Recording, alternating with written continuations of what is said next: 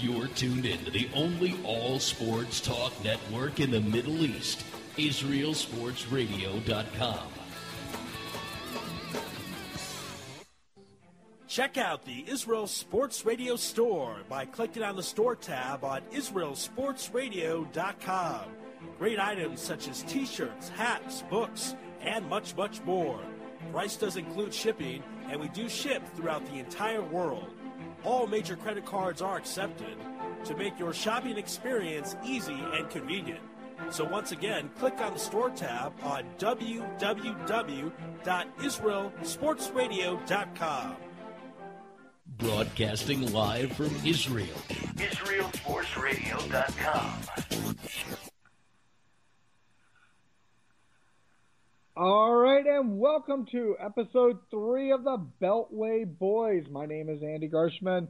I'm along with my good friend, the deepest voice in all of Baltimore sports, Brian Hoffman.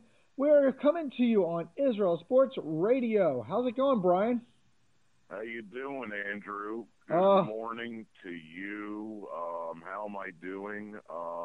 Well, the Ravens took a major step back in the AFC this week. What can I say? Right. It was a tough week for you, but you know what? As sports weekends go, I'm not sure it gets much better for me, actually. Well, it's not too hard to have a good weekend when you root for half the teams in professional sports. You're likely to have a win pop up at some point. Well, you can say all that, but when we'll get to this later, but I'd say the Patriots had one of the more surprising wins. The Cowboys dominated the Redskins, and just for good measure, the Red Sox are up 2-1. But that's neither here nor there. You're right. As we always do, we're going to talk some Beltway football, your Ravens, the Redskins. We're going to talk all around the NFL, do a little fantasy, and then, of course, we have our pick'ems. We'll see how we both fared this week and how we're going to do for next week. But you know what? You've already touched on it. Why don't we go ahead and start with your mighty Ravens, who, you didn't have high expectations. You did pick Green Bay to win this game, but what's your... I'm good with those picks, right? Even with James Jones and Cobb going out. But real quick, Andrew, if you can offer me a little bit of a rebuttal on something you said before with Kenbrell Tompkins, Tom Brady somehow winning that miracle pass. And as you know, we all had our great friend, special guest, Tony Lombardi on a couple of weeks ago. And he actually has a huge blog on Facebook.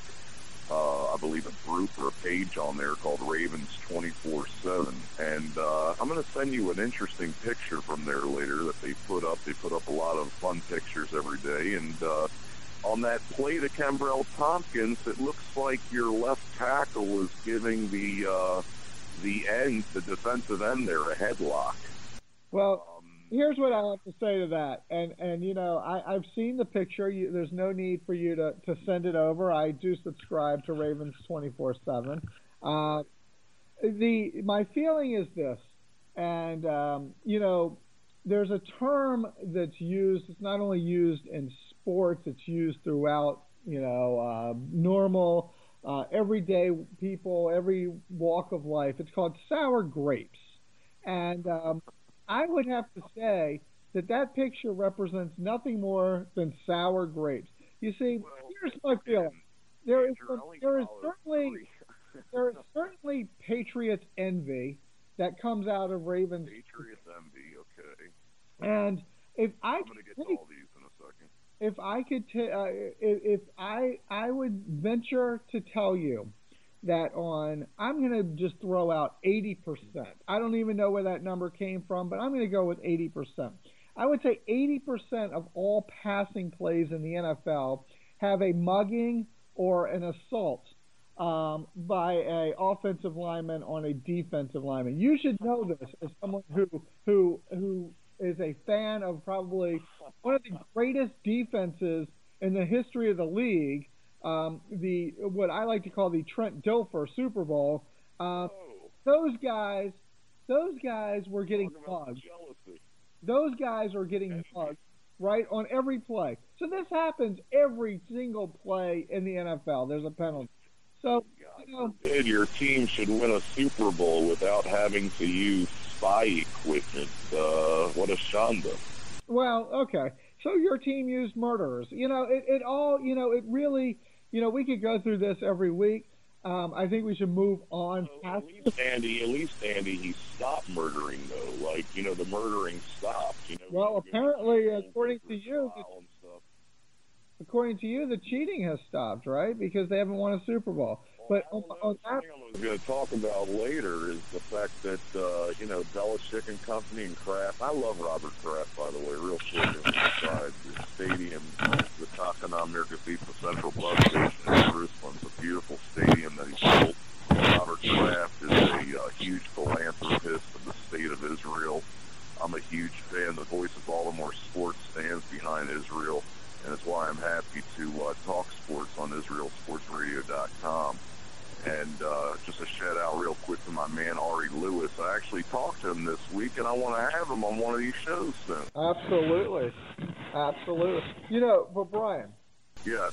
I like to go on tangents, so I'm going to get back to, so I was talking about Robert Kraft. So New England made it a point this week to tell their players to shut up about all the garbage with Gronkowski, because in New England, that's the problem.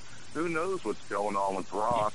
Definitely something's trying to be shaved there, a little bit of money, a little bit of this, a little bit of that. He does good in the practices, but then he can't play. Does he have a massage set up during game time? What's going on? Is he looking at dance at nightclubs during the game? So here's what I think is going on. First of all, since the season ended, and all, if we're going to go down this road and talk about it in a serious manner, since these season's ending, he's had, I think, 6 or 7 surgeries. I think it's a much more serious injury than they're letting on to.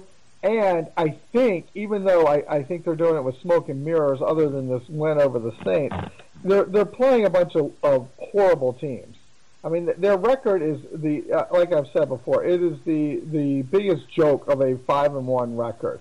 So I think they're trying to say, as long as they can keep him out and keep winning, why not give it a shot and see how far? Because what's happened is, in the past, it's been the exact opposite. He's played throughout the year, and then when it came to money time in the playoffs, he really wasn't around to play or healthy.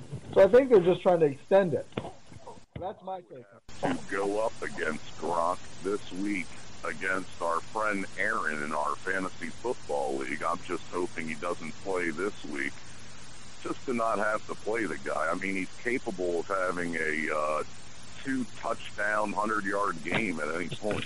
Right. But, the other thing, do you think it's strange, and this is a complete side note here, we have completely gotten off track, but you know what? This is the fun of the two of us talking. This show, this is a schmooze. Exactly. A couple of guys talking around the Beltway about sports. Let me ask you this, Brian, for real. Dr. James Andrews, who is advising Gronkowski and the Patriots on this, is also a paid staff member of the Washington Redskins. Do you find that there could be any conflict of interest there? Well, I mean, he advises many different teams, many different players, but he's paid. Does Snyder and does Snyder go to synagogue every week with Robert Kraft? No, he doesn't. Okay, then there might not be a I don't know. Those owners would have to be close there. You know what I mean? And we all know how much we love that owner in Washington. Oh, he's great. He's the best. Look, I mean, if Washington's trying to do anything, I mean, it's basically throwing a bunch of straws out in the wind. I mean, I don't think they're going to be doing anything to try to get close to where New England's at now. Right. No, I'm more talking about James Andrews than even Washington. I think it's just an interesting little dynamic there. The other thing, just getting back to, because you like to refer to the Patriots as a cheating organization, keep in mind that the team they beat, their coach was suspended for a year last year. So not the cleanest organization down there in New Orleans, but that's neither here nor there. Let's go back to your Ravens and tell me, what was your take on that game? What would you consider the highs and lows of that game? Okay, and I'll get serious for a second. You know, sometimes I like to drink the purple Kool-Aid, and you're right. I take shots at a couple other teams, maybe more so on weeks I lose. But the Ravens are in a. There's pros and cons with the Ravens right now. As you can tell, I'm not too down. I mean, we lost another, what in my opinion was a tease of a game. When I see Randall Cobb and James Jones, who are two of the top 20 receivers possibly in the NFL, go down, and this is because what Aaron Rodgers, turns them into. They go down. I'm thinking, wow, we already had a chance to win this game with them on the field with our pass rush. These guys are going down. They bring in Jarrett Boykin, who might be a decent replacement in the coming weeks for Aaron Rodgers as he gets more used to that passing game. But he comes in, he's dropping all kinds of passes. I'm saying to myself, if the Ravens can put up any points, we should win this game. And it looked very similar to a lot of games back before we had an offense where, if you give up 19 points to Aaron Rodgers, you got to win that game. If you're a decent team with any kind of a halfway decent rushing offense, that's the problem, is that this season the Ravens have struggled mightily on the ground. There's questions swirling around Baltimore right now. Is it mainly the line? Is Ray Rice breaking down? Look, running backs only have an average shelf life of what? The average running backs only have a shelf life of like 3-4 years. This Right, is Ray Rice's exactly. sixth season. And the guy is just not showing as much burst, but the offensive line's having major problems. This is an offensive line who's returning a lot of guys from the Super Bowl. They were able to majorly protect Flacco. Of course, at the same time, teams know what the Ravens are going to do because, it's not one big hole. It's a lot of little holes in a lot of places. You lose an Anquan Bolden, which was a $7.5 million cap hit. It had a half, and you're trying out other young receivers, kind of like what New England's doing. And this is kind of the result, is a sort of what I like, though, those are the cons. What the pros are is that the Ravens stand at 3-3. We go to Pittsburgh, who I think is one of the worst teams in the NFL, who a lot of people are overrating this win they had recently against the Jets, who are even possibly worse than the Steelers. And you go to 4-3, then you get into a bye week. You're talking about a weak AFC. We're probably the two front runners right now for a wild card, because I always like to think about early playoff positioning already. But right now, if I have to have two teams as my wild cards, it's obviously Kansas City as one of them, the obvious one. The second one, I like the San Diego Chargers right now.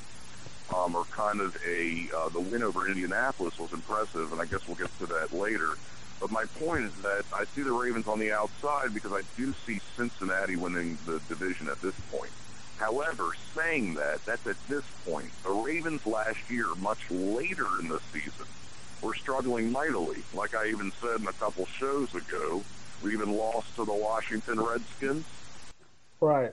Not a proud. We talked about that having been a spark for both of our teams. And Right. It's all about the timing. We brought in Eugene Monroe. He's a left tackle. We got him from Jacksonville. And he's supposedly one of the top 10 left tackles in the league. He gave up a sack, which led to a Flacco fumble at the end of the first half, which led to a Green Bay field goal, which was actually, those points could have been the difference in the game. But Monroe has to be given a chance to perform a little bit, see what he can do. Every member of that O-line right now, as you go along, Coleccio Semele, the left guard, not doing nearly as good as he was doing last season, but that might be affected by the fact that our center, you had Matt Burke, the Harvard graduate, in there for years anchoring that line, and even though people were saying he was getting old and he wasn't as effective as he was in his prime days in Minnesota, that he's much better than what we have now, which is a Gino Gradkowski, and A.J. Shipley, a guy we brought in here. Both of them are doing nothing. They are getting blown off of the ball. Then you go to the right guard position. Marshall Yanda, close to an all-pro right guard, is not having a good season so far. And the right tackle is Michael Orr, who, frankly, he had a great movie and everything, but I'll be happy to see him walk out of Baltimore because this is his last season, and in a contract year, he's not even performing so far. Yeah, I mean, look, I think, like you said, if I was to tell you before the game started that the Green Bay was only going to put up 19 points, you were probably going to say, well, in that case, I'll take the Ravens. Likely chance, you give up 19 points, I'm going to, give it a 75% chance that the Ravens win that game. And then if you tell me on top of that Randall Cobb and James Jones are out of the game, I'm up that 75 to, at least 85%. When you can't put any points up, it reminds me of games we had against Peyton Manning in the playoffs in the past. Right. Before last year when we finally beat Peyton Manning. Yeah, I heard about the first Flacco years there with Ray Rice and Harbaugh, because we've been to the playoffs 5 straight years and won a playoff game in each year, but what prevented us from going deep, like last year, was having a team that could put up points. If you remember, you had a young Flacco going to guys like Derek Mason and Mark Clayton. Right. Mark Clayton's the guy that dropped the ball against New England. Yeah, I heard about that. Right. Yeah, that was a terrible ending for us. So look, we made up with it with an AFC championship in Foxborough, right? But I heard about that too.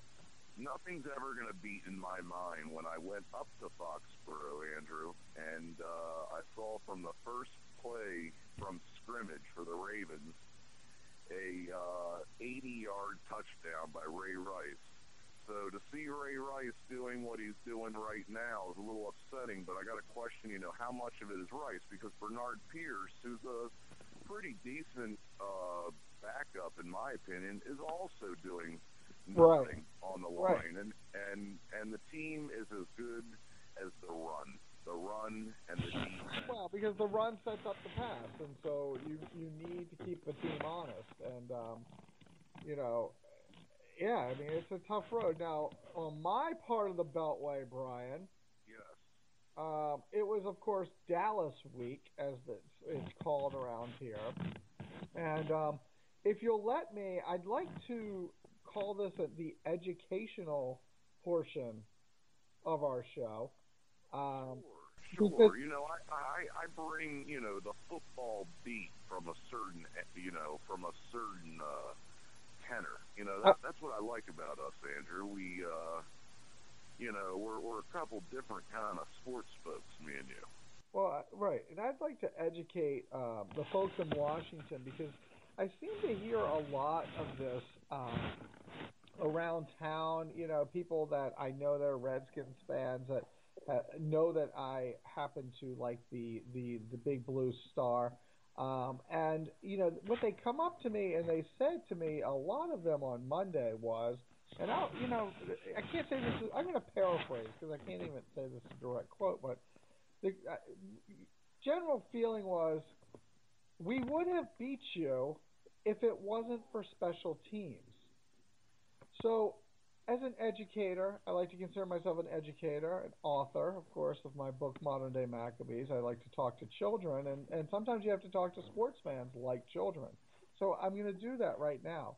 And I'm going to explain how special teams is actually part of the actual football game. And that there's 3 parts to the game, Brian. There's the offense, the defense, and the special teams. So I am a little tired of hearing that we would have beat you if it wasn't for the special teams. Did special teams play a huge part? Sure, but that's part of coaching, right? And, it was one of those performances, I think, that the chosen one, Mr. Griffin III, would probably like to forget. The fumble on the 2 to 3 to 4 yard line, whatever it was. The lazy toss into the end zone that was picked off. I mean, that was very Romo-esque. if I do say so myself.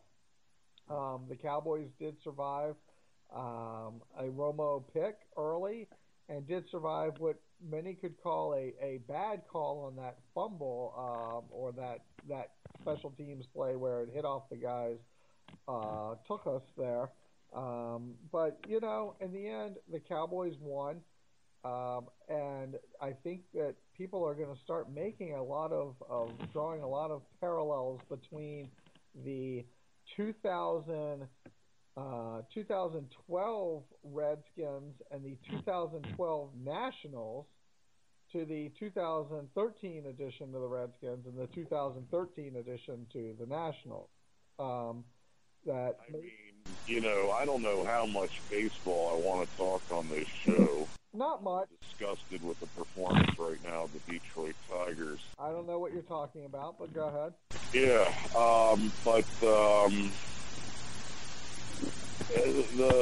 the point you just made there, you're discussing, the Redskins. What were we discussing about the Redskins there? The Redskins, and are they who we thought they were, as Denny Green would say? I mean, they're underperforming all year. Ball changing. I mean, the Nationals had a team which they called World Series or bust. Right, and so did so did the Redskins, and they had Super Bowl or bust on their mind. Well, that's the problem with the Redskins is that they're looking for too much. I mean, let's hold on and see what RG3. I mean, they spent a lot of draft picks for the guy. I personally am not crazy about the move, as there's lots of other holes on the team that could be addressed. Although, interestingly, for a defense that was criticized so much, Romo has one of his worser passing games, and I'm actually rather impressed. I'm going to look at the upside of the Redskins a little bit, is the rushing defense. Now, DeMarco Murray, he did his thing in the beginning of the game, but he went out with an injury, and but in comes the rookie John Randall. He gets a touchdown, but he doesn't do that well on 11 carries on the ground. So, no, and see, that's a little silver lining. Right, but see, that's where I think the containment of Romo came, because as soon as Murray came into the game, they completely abandoned, the run, and you know how that goes. I mean, look, you've mentioned it before with the Ravens. If Rice and Pierce aren't running the ball, then it sets up for a little bit of trouble there. So, it's going to be interesting because, now they host Chicago and then have Denver. I mean, this team could be really staring at the barrel of 1-6. And like you said, they gave up major draft picks for RG3, which means if they're one of the worst teams in the league, they still don't benefit from a good draft choice. So I'm going to give you the name, in my opinion, of a guy in Washington that might be proving to be better than a guy that you spent several first-round picks on. Who's that? And that guy that might be better is Alfred Morris. I think this running back is something special. I was impressed that even with a slow start later in the game, he was still able to end up with a very good line. Now, I don't know, did DeMarcus Ware go out of the game at some point? He went out early. He went out very early. Okay, so that could have had, just play devil's advocate a little bit. Could that have had an effect? Because I was surprised with the Redskins, playing from, one thing I have to agree with their coaching on is continuing to try to at least go to Alfred Morris. I think he might be your best player in offense, and he was still able to get that touchdown. And it wasn't early. It was when they were coming from behind. They still at least stuck to the run. Yeah, the problem is that early on they were trading touchdowns for field goals, and as you know, you just cannot win that way. And then they missed the late field goal when it would have brought it to 2 points, which seemed to to do that to it. But here's the only thing I would disagree with you on the Alfred Morris front. And I know, and I'm not a big fan of doing this, but I'm going to do it anyway. He was 16 carries for 81 yards, but he had 45 of those yards on one carry. Okay. So he was 15 for 36. So, you take that one carry away, which I know is hard to do because it's part of the game. I get that. But, 15 for 36 looks a lot different than 16 for 81. Did he not get the lone red zone touchdown for the Redskins at least? I don't think it was was that, I thought that 45-yard run was for a touchdown. It was on the 45-yarder was the touchdown. Right, so I don't think that, Okay. right, exactly. And that was on a rush, right? What kind of a rush was that? Was it a design run, a broken play?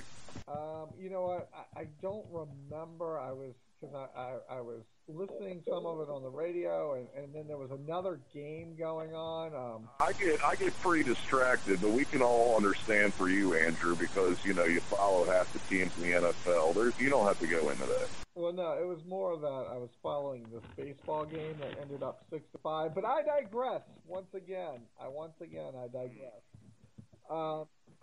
Yes. I'm not sure you want to go there. Maybe have a baseball show a little later in the year, Well, let me tell you, I already told Mr. Lewis that if it ends up Cards Red Sox, there will be a baseball show. All right, so here's the deal, because we are running short here. We've touched on, and we need this week to. I'm going to promise the listeners out there that we'll give our picks a little bit more time. Okay. So, but what I want to do is because we've already touched on the Dallas, Washington, your team, the Ravens and Packers, and we really touched on the Saints, New England. Any other game that really stuck out to you? And I'm gonna let myself go first here and throw these out. And Brian, we only have like 3 minutes to do this, so we got to do it quickly. Yeah. But the Houston score was unbelievable to me, and the Minnesota score was unbelievable to me. Any other games jump out at you? Wow. I mean, I think the conditional pick where I said if Calvin Johnson plays, I have Detroit beating Cleveland.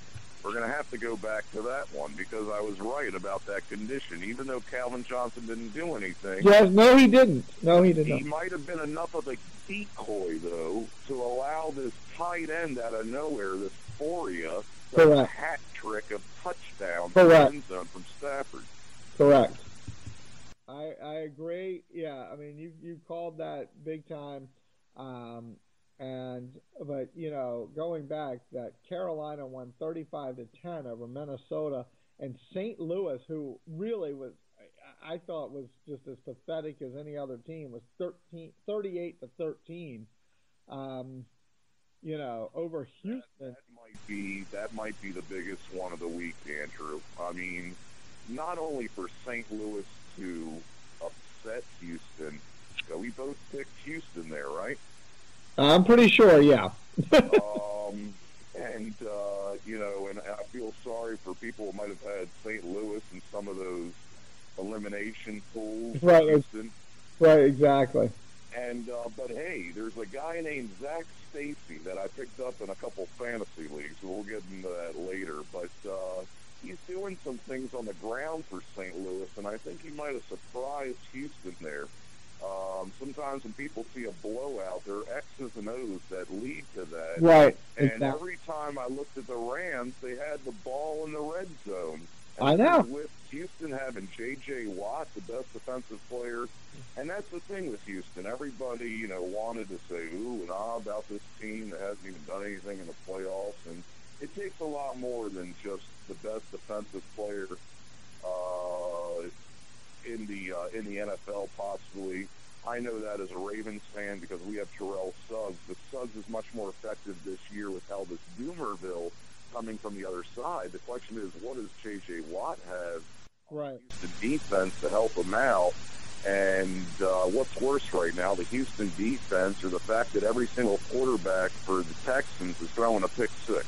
Exactly. All right. I'm going to leave this week on one last note, which is the Jacksonville Jaguars covered. On that note, we're going to take a quick commercial break, Brian. When we come back, we're going to do our Fantasy 5, and then we're going to leave about good 20 minutes for us to go through each game coming up this week so we don't rush it and make sure we get it through. You're listening to the Beltway Boys on Israel Sports Radio. You're tuned in to the only all-sports talk network in the Middle East, IsraelSportsRadio.com. Check out the Israel Sports Radio store by clicking on the store tab on IsraelSportsRadio.com. Great items such as t-shirts, hats, books, and much, much more. Price does include shipping, and we do ship throughout the entire world. All major credit cards are accepted to make your shopping experience easy and convenient. So once again, click on the store tab on www.IsraelSportsRadio.com. Broadcasting live from Israel, IsraelSportsRadio.com.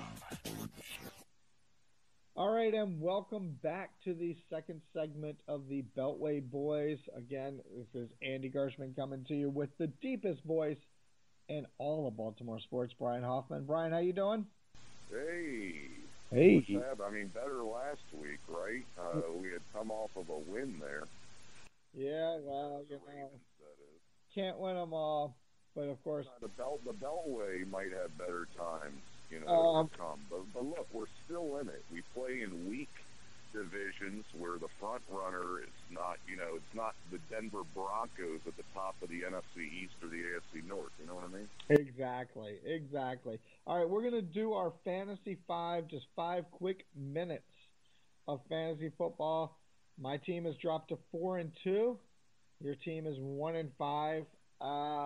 What players, anybody that's, you know, taken, you would say in the early rounds that is completely disappointed this year?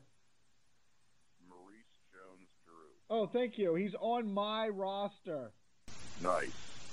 I mean, that name just, I mean, he has had a couple of 10-plus point games, but for a guy you take like in the second round who you hope to have an upside of like a LaShawn McCoy, like he's showing no possibility of an upside. Like the upside out of MJD is going to be 13.5 points. You know what I'm saying? Not the 30 that you could potentially 25, 30 upside that you could get out of a McCoy, you could get out of a Bush, you could get out of a, you know, one of these top running backs, and it's just not happening. Even on a run he had this week, you know, where he could have potentially in the past broken it for a touchdown, it was kind of like he was jogging his way down the field. It was kind of sad. Brian, I have to agree with you there. The other player who also happens to be on my roster is Calvin Johnson. I mean, another player that, you know, when he's healthy and been in there, he's picked up some points, but nothing crazy like in the past. I have terrible, like Ozzie Newsome, I have terrible luck with receivers. And I drafted Calvin Johnson for the first time ever on a team. And I also drafted Julio Jones for the first time ever on 2 teams. And those are, you know, quite possibly the 2 biggest disappointments so far, or 2 of the biggest disappointments so far in fantasy, along with guys like David Wilson. Yeah, you know, it'll be interesting, but, you know, there's a lot of opportunity out there now. Obviously, some player movement. You know, Josh Freeman could get the start this week in Minnesota. You've got other guys, obviously, Randall, you know, with DeMarco Murray hurt. You could have something different there. You know, you've always got to look at who the Jaguars are playing, because whoever they are, that you know, the players on the other side, it's always a good bet that they're going to be doing just fine. So, any breakout performers you're looking for this week? I think a guy that has a chance to be the next Megatron the guy that has a chance to be the next Calvin Johnson, in my serious opinion, is Justin Blackman. This guy, and this is what I love about fantasy football, your team could be terrible. Jacksonville's like the worst team in the NFL, but Blackman could be the best receiver at the end of the year, could be the number one receiver in fantasy football. Isn't that amazing? Number one receiver on a team that's the 32nd team in the NFL. I love it. Yeah, I mean, it's true, though. You always, you have those guys that just, it doesn't matter what the record is, that they're going to get their catches, they're going to get their plays. I consider it like A-Rod when he played for Texas, and they never did anything. Right, exactly. All right. So, you know what? We don't really have to spend 5 minutes on fantasy because there's so much to talk about for this coming week. But before we do that, we are going to go ahead and review last week's picks where, if my math is correct, you were 9-6 and I was 10-5 last week. You still got a lot of catching up to do. I got a lot of catching up to do after that first week. So that brings your total to 20-8 and my total to 17-11. So 20-8 and 17-11. These picks. 20-8. That sounds like a John Harbaugh kind of a record, if you say so. Yeah. All right. So we've kind of reviewed those. This week we have Oakland on a bye week, and we have New Orleans on a bye week.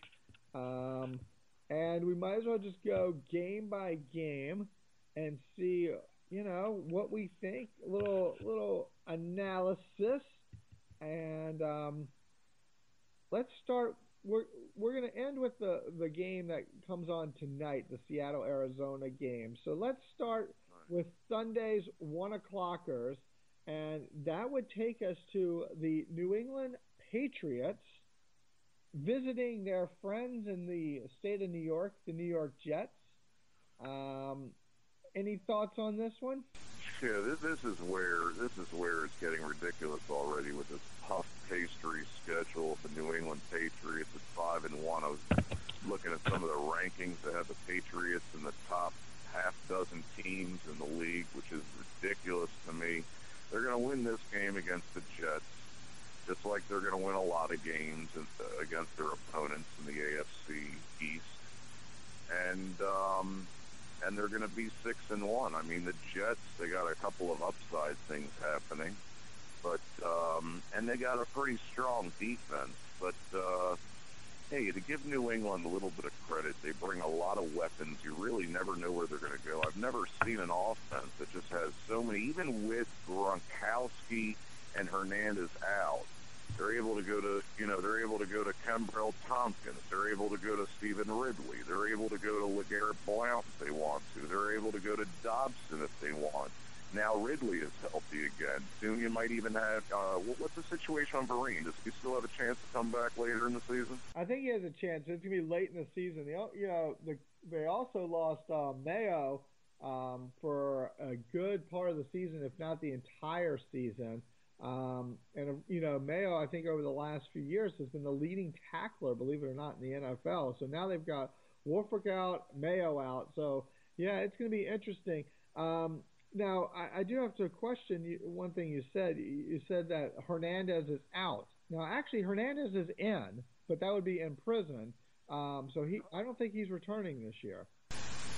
It's like the holding cell right now, like before the trial. I mean, what kind of a situation is he in right now? You know what? I don't know, but at some point, probably has a better life than half the Americans in this country. When we do our final show after the Super Bowl, our final prediction is going to be what team Aaron Hernandez is on when he's released, because the NFL as well as anyone does, and someone will take a chance on him. So if he gets out. So anyway. What's that? Something in my throat. Thing of Dallas, something about the shining star. Luckily they've stopped doing a lot of that nonsense. back in the 80s, I would have agreed with you 100%. All right, so you're it could be. Why doesn't he go, right back to, New England? They take a lot of those kind of players. Yeah, but you know what? I think that 180 there. they take them because they think, quote unquote, Belichick can fix them. Yeah, they're gonna spin it around, expect people to buy their brainwashing. But I don't think so in this case. I don't think so in this case because I think Belichick feels very duped by this whole thing. Anyway, I'm going to agree with you. Thank God I love Robert Kraft. He's such a philanthropist for the state of Israel. If it wasn't for that, I swear, New England could be one of my most hated teams in all sports, but I still got to give those spots to the Yankees and the Red Sox. Oh, well, that's great because nothing is better than a Red Sox victory over Detroit. Anyway, I'm going to agree with you. I'm going to take New England. I think as fake as their record is, I think the Jets is the same, and they do have a good time usually with rookie quarterbacks, and I think this just continues that. Moving on, we will see another great divisional matchup and another great division. The Cowboys at the Eagles. This is for first place in the NFC East. As both teams come in riding victories and 500 records. Cowboys at Philly, what are you thinking on this one? I'm going to surprise people here, possibly. I'm going to make people weary of the fact that, one of the sexiest quarterbacks right now in, fantasy football, and a guy that people are really going crazy about in Philadelphia is Nick Foles, who's going to start this game. And Dallas doesn't obviously have the best pass defense. My gut initially told me to go with Philadelphia, kind of like a hot hand with a good quarterback, but I really respect some of the things that Dallas is doing thus far in the season, and I'm going to pick Dallas in this one. You're going to pick Dallas. All right. I'm going to do I like to call the Ari Lewis pick. I'm going to pick Philadelphia because I agree that Dallas has not much of a pass defense, and with DeMarcus Ware out, I have a sneaking suspicion there will be a little bit of a letdown, even though it's a division game coming off that Sunday night game. I think that the Cowboys are in for a rude awakening here, and they don't really put together winning streaks like a lot of teams do. I'm going to go with Philly. Again, this is my Ari Lewis special of the week. The reason I call it that is because this is a no-lose situation for me. If the Cowboys happen to win, then I'm good with that. But, as Ari has picked the Dodgers over his Cardinals, he has a tendency to do this. So I will call it the Ari Lewis pick. The next game, the Chicago Bears come to the Beltway against the Washington Redskins. Yeah, I'm going to have to go to Chicago there pretty quickly. I mean, I kind of like what Cutler's doing through the air, Forte on the ground. Alshon Jeffrey is a nice compliment to Brandon Marshall, who's a crybaby. But, the Redskins are one of the worst teams in the league. And, it's going to be a tough road game. I think the Redskins might give them a fight, but I'll take the Bears here. All right, so I was going to say that the Redskins, I was going to pick against them all the way until they proved me wrong. But you know what? As you were talking, I'm going to go a little flip-flop on this. I am going to take the Redskins this week against Chicago because I think this is the kind of game at home that they're going to step up and win coming off of a terrible loss against their arch rival. And this is going to be one of those games that they're going to be sitting at 2-4, and all of DC is going to start talking Super Bowl again. And you know how that goes in this part of the country. Every Redskins fan thinks that they're going to the Super Bowl as soon as they win one game.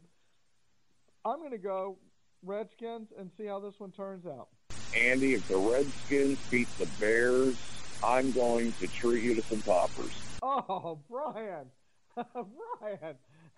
I think I've just fallen in love. Oh my God. Okay, I will be rooting for the Redskins like nobody's ever rooted for the Redskins. Um, all right, another 1 o'clock game. Kind of even like the color of the Redskins a little bit. Like a little bit, Exactly. right? Another game. Sorry, at 1 o'clock. Now I've got Redskins on the brain since you mentioned Poppers. Um, San Diego Chargers are going to the Jacksonville Jaguars. I don't think we need to spend much time on this. Is there any chance that Jacksonville gets off the schneid here? No, I was very impressed with San Diego's win over Indianapolis. I have them as a front runner and a second wild card in the AFC right now, and this is just going to be a game that pads their record. They're going to go to 4-3. Yep, I agree. I agree with you 100%. So I will also take San Diego. The next game on my list here could be one of the best games of the weekend. You have Cincinnati going to Detroit. This could be a really interesting, high-scoring game, or not. Okay, I'm going to have another conditional pick. Oh, no. Can we each have, I'm going to almost propose a possible rule on our picks. Every week, one of us gets a game in which we call a condition to happen. Like, if this happens or if a player does this, then that team will win the game. Okay, I'm good with that. So, for the second straight week, I'm going to make my conditional based on Megatron. And I'm going to say that if Megatron has a combination of either 100 yards receiving or 1 touchdown scored, that and or one of those two things, Detroit wins this game. Okay. So you're going to go conditional Detroit, and I'm going to go straight up Detroit at home. I think they will rally around the city of Detroit, who will just have been eliminated by the Red Sox, and they'll pull this out. I think that they're due for one of those breakout big-time games, and this is where I see them rising to the occasion. So I'm going to take Detroit in this one. All right.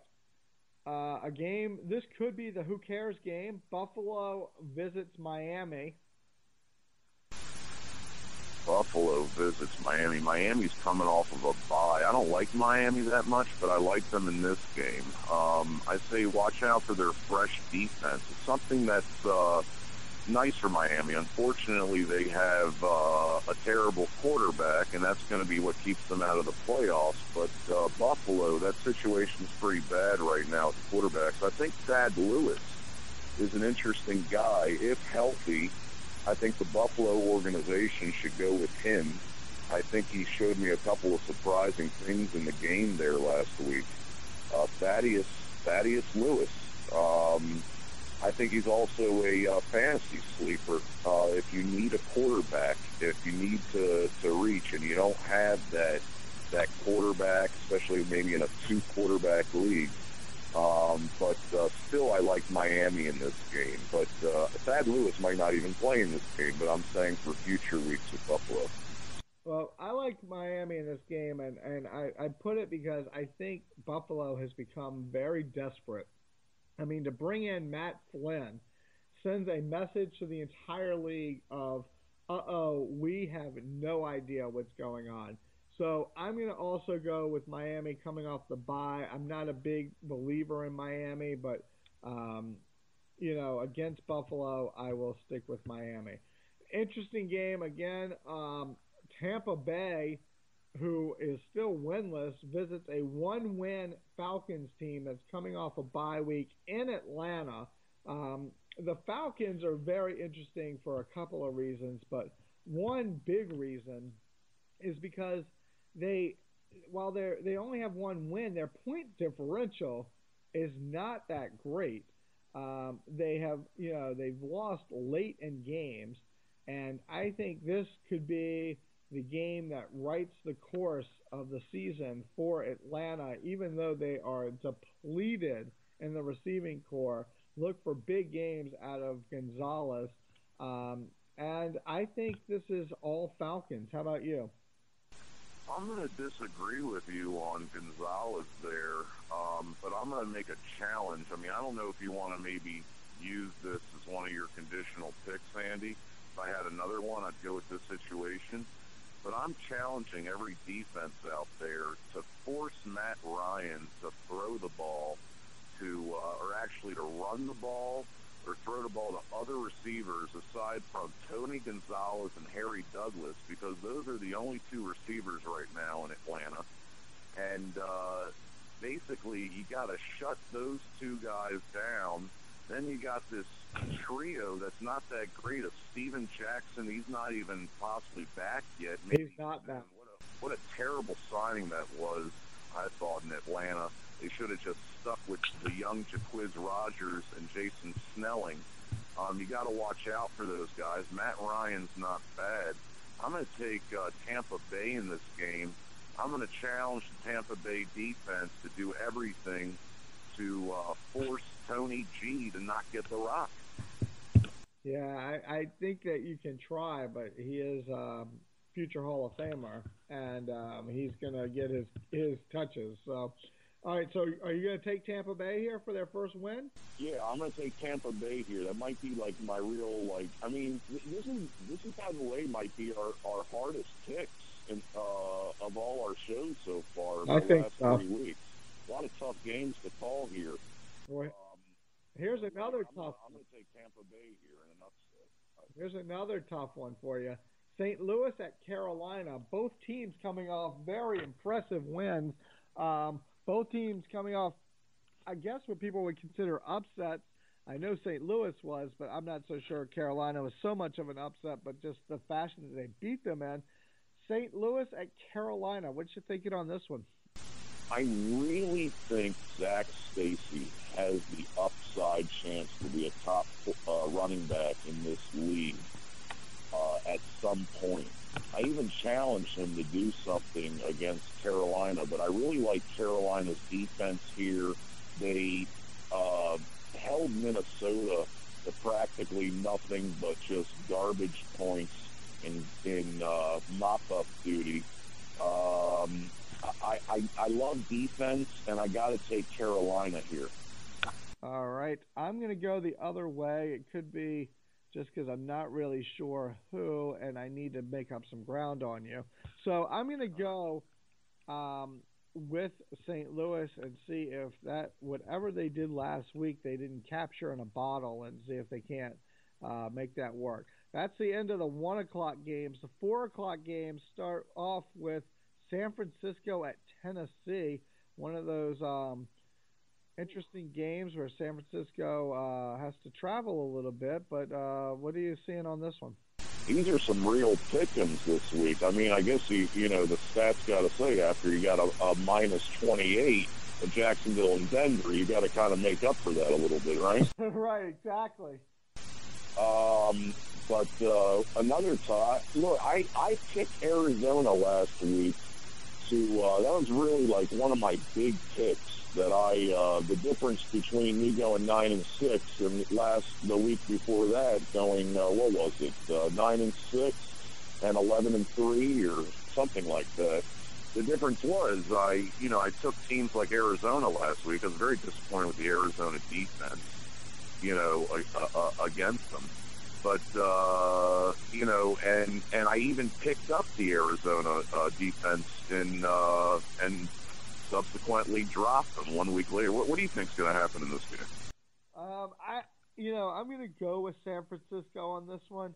I'm just not a believer in Tennessee yet. And, I think that the weapons are definitely there in San Francisco. So I'm gonna take the 49ers. I'm gonna go the other way here, Andy. This is fun, and I'm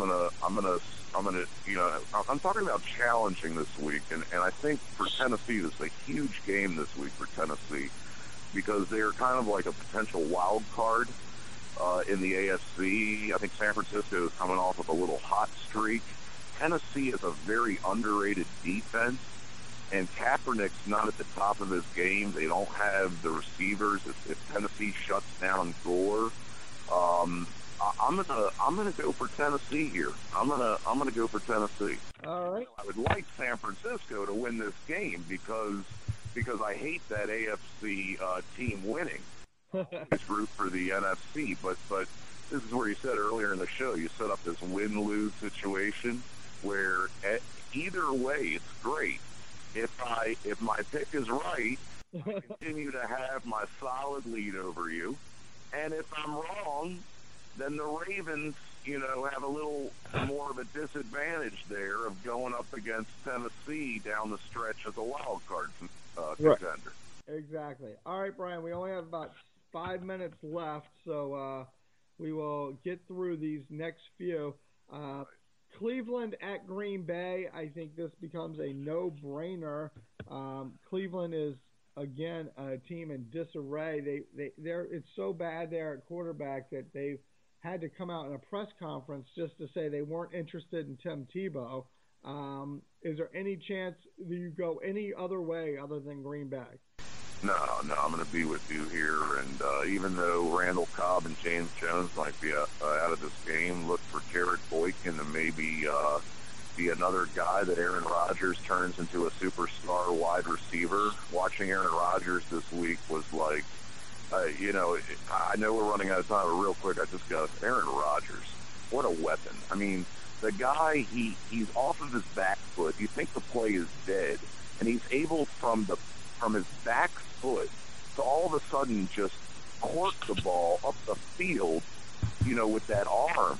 Right. I think the play is dead, even with that weak offensive line. If you gave him any kind of an offensive line and a defense in Green Bay, that team could be scary. But Green Bay, I don't like them down the stretch. But, in general in the playoffs right now, especially with that devastating injury to Cobb, but I like them to smother Cleveland, that's for sure. Okay, Houston at Kansas City. I think we're going to agree here, right?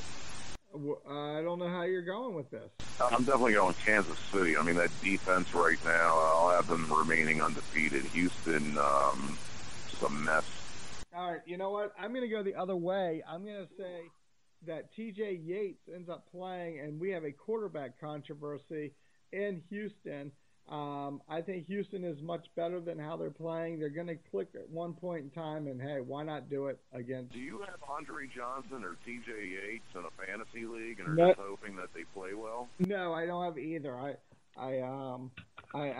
pick not rationally, but I do pick. All right. There's another game.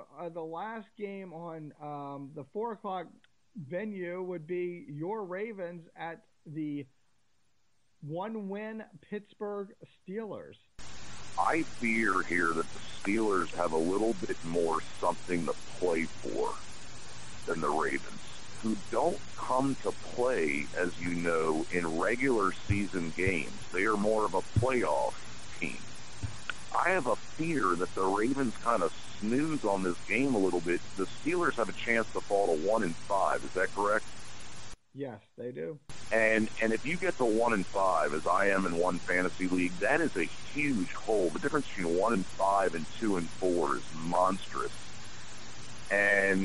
But the Steelers are so bad with their personnel that I'm going to trust the Ravens organization to go into Pittsburgh and do what they should do, which is beat the Steelers. The Steelers are short so many places. Don't let this win over a lowly Jets team fool you. Roethlisberger is a shell of his former self. The Ravens should win this game, but the Steelers are going to really, Dick LeBeau, he's going to do something to try to stop. You can stop that Ravens offense. So the X factor here will be the Ravens offense. What's Ray Rice going to do? What's the O-line going to do? All right. The Ravens should win this game. Okay. Sunday night brings us the Peyton Manning Bowl. Denver at Indianapolis. This game has already become a war of the words here, with Irsay firing some shots off at Manning. Do you think that inspires Manning, or does he get under his skin a little bit? Well, the apple doesn't fall far from the tree, and Irsay's father was a drunk. I don't know what you're talking about. Is there a bad feeling in Baltimore towards the Irsay family? Well, I mean, these people aren't sober. Lots of hard drugs and drinking is done in that family. I even remember not too long ago, Irsay's son saying something about the performance of Andrew Luck and having to make sure that the offensive line, and I sort of quote him here, goes through some kind of I don't know if I can quote him, but he has some kind of a science fiction reference. People are really wondering what he was smoking, and I think. All right, we gotta move on. We only got a minute and a half left. Yes, I go on a tangent. I'm gonna take Denver here. They should smother Indianapolis. All right, and I'm gonna go with the Colts in the upset. All right, Monday Night Football, Minnesota and New York could be the worst Monday Night Football game in the history of Monday Night Football. Real quick, who do you have? Just one word. Minnesota. I'm going to go with the Giants on this one because I think that this is where they break out of this funk. Prime time. All right, last game, tonight's game. We're going to wrap it up here. Seattle at Arizona. Great game. Should be. I'm going to go right off the bat. I'm going to tell you I'm taking Seattle. Larry Fitzgerald is so banged up. I like to possibly get a lot of fantasy points out of Michael Floyd tonight, but I got to take Seattle right here as well. All right, so that wraps up week 3 of the Beltway boys, and that would be week 7 of your NFL schedule.